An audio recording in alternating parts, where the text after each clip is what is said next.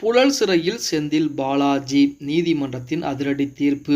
நம்ம போடக்கூடிய வீடியோக்கள் உங்களுக்கு பிடிச்சிருந்துச்சு அப்படின்னா ஒரு லைக் பண்ணி நம்ம சேனலுக்கு வரக்கூடிய புதிய பார்வையாளராக இருந்தீங்க அப்படின்னா மறக்காம சப்ஸ்கிரைப் பண்ணிட்டு அப்புறம் வீடியோ பாருங்க நண்பா.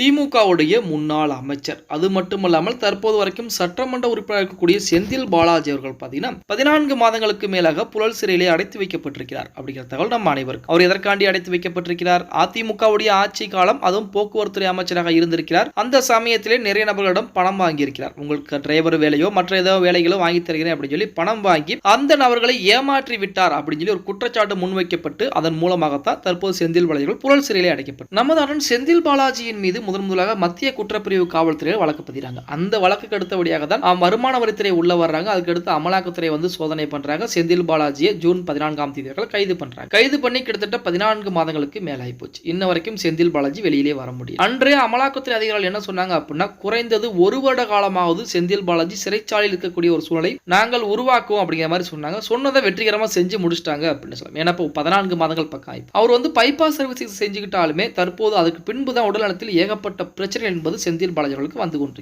இருந்த போதிலுமே புழல் சிறைக்கக்கூடிய அந்த சிறைச்சாலை மருத்துவமனையில் சிகிச்சை எடுத்துக்கிட்டும் காணொலி காட்சிகளின் மூலமாக நேரடியாக நீதிமன்றங்களில் ஆஜராகிட்டும் தற்போது வரைக்கும் இருந்து இப்படிப்பட்ட செந்தில் பாலாஜி அவர்களை பொறுத்த வரைக்கும் நீங்க பாத்தீங்க அப்படின்னா இப்ப 59வது முறையாக நீதிமன்ற காவல் நேற்று தினம் விதிக்கப்பட்டிருக்கிறது அப்படிங்கிற தகவல் வெளியாகிறது. அதாவது நீதிபதி அல்லியின் முன்பு காணொலி காட்சியின் வாயிலாக ஆஜர்படுத்தப்பட்ட செந்தில் பாலாஜி அவர்களுக்கு 59வது முறையாக நீதிமன்ற காவலானது இதுதான் புழல் சிறையிலே கிட்டத்தட்ட பாத்தீங்க அப்படின்னா 59 முறை நீதிமன்ற காவல் கொடுக்கப்பட்டது செந்தில் பாலாஜி அவர்களுக்கு மட்டும்தான் அப்படின்னு சொல்லி. ஏன்னா செந்தில் பாலாஜி வழக்குகள் ஒரு புறத்திலே குற்றச்சாட்டுகள் பதிவு பண்றாங்க, இன்னொரு புறத்தில் பாத்தீங்கன்னா ஜாமீன் மீதான வழக்குகளில் தீர்ப்பு தேதி குறிப்பிடாமல் ஒத்தி வச்சிருக்காங்க அப்படின்னு கூட சொல்லலாம். அந்த தீர்ப்பு வந்து எப்பொழுது வரும் அப்படிங்கிறது இன்ன வரைக்கும் யாருக்கும்.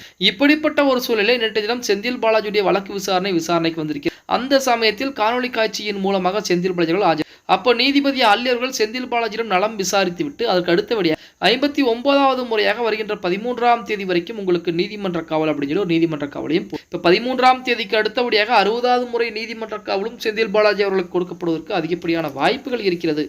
பொறுத்து பார்க்கலாம் செந்தில் பாலாஜி அவர்கள் எப்பொழுது விடுதலை ஆவார் அப்படிங்கிறத. ஓகே கைஸ், வீடியோ பிடிச்சிருந்தா மறக்காம ஒரு லைக் பண்ணி அப்படி இந்த வீடியோ ஃப்ரெண்ட்ஸ் அண்ட் ஃபேமிலிக்கும் ஒரு ஷேர் பண்ண மறந்துடாதீங்க.